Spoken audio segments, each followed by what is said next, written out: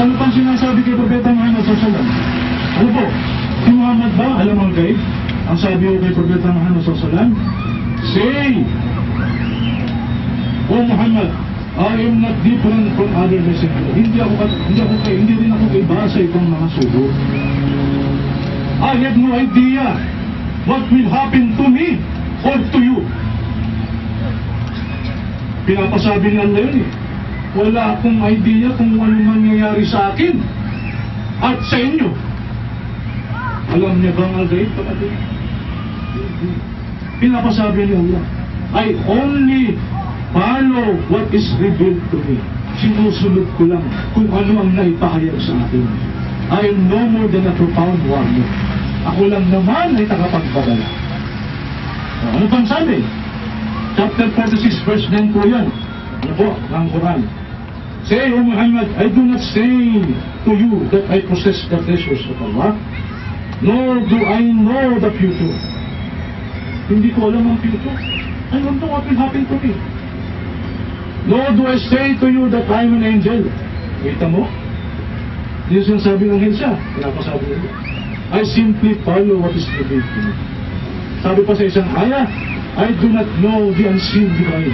If I know the gaib, I will only choose what is good for me. And I will, iwasan ko kung ano ang hindi maganda.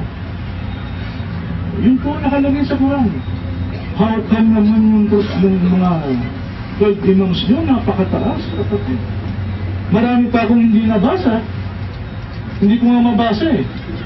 Lalo nung mga nakalagay sa Al-Kafi, ako po, ewan ko kung kayo po may matinong pag-iisip. Kung kayo sumasampalat at may takot kay Allah, hindi mo kayang basahin Al-Kafi. Ngayon, baka pabulaanan nila yan kasi meron silang batayan. Hindi raw lahat ang makasulat Al-Kafi. Tinatanggap nila. Lalabas yan, kapatid, sasalamat dito yan. Sapagkat pinagtatabay kung ilang verses, ilang talata ang nakalagay sa Surah Al-Kafi. And to the extent, sinabi pa niya kung gaano ito kalaga, the most trustworthy. Ganun din si Kumini, kapatid. Ang sinasabi niya, babasahin mo natin mamaya kung ano ang Al-Kafi kay Kumini. So yun po, kapatid. Yun po eh. So, napakahalagang topic na to. Ito po yung pinakamin ko. Kaya ako, kapatid, hindi ko matanggap yung fundamental beliefs ng Shia na ang mga imams ay infallible. To what extent? Ang sinabi mo infallible, kapatid, kasama dun yung hindi pagkakamali. Kung tutuloy niyo yung Webster Dictionary, I'm sure nakita niyo yun. Kasi Webster Dictionary lang ang naging batay niya para i-define for us yung isma.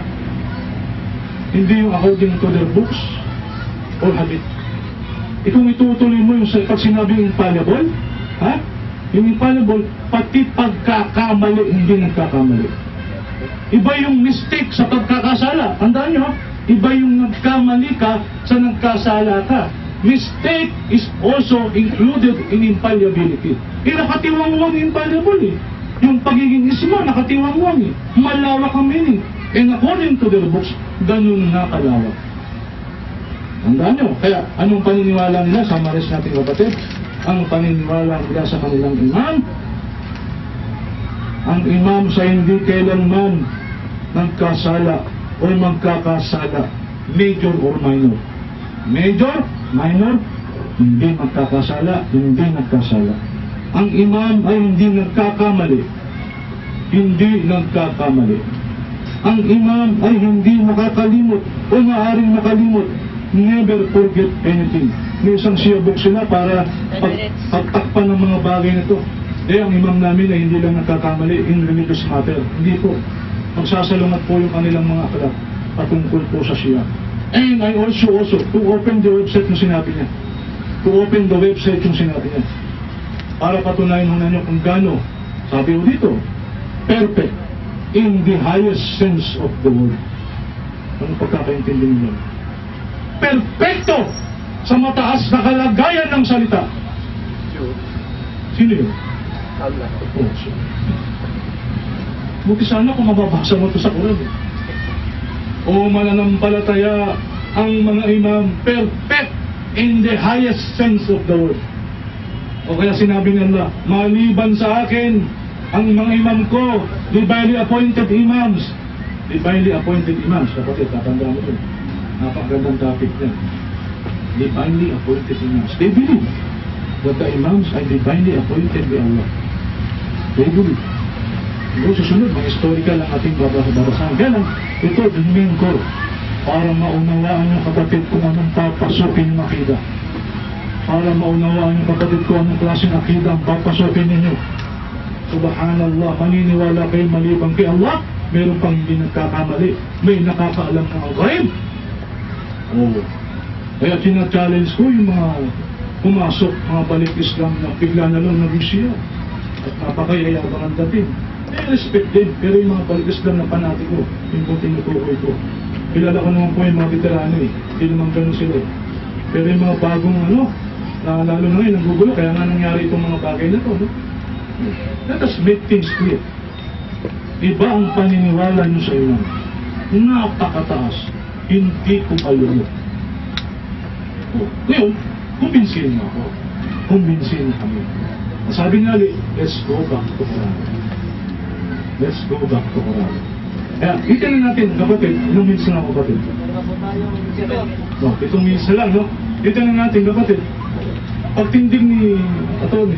Baka naman may nakalimutan lang siya. Mabasa niya na ang 12 imams ay infallible.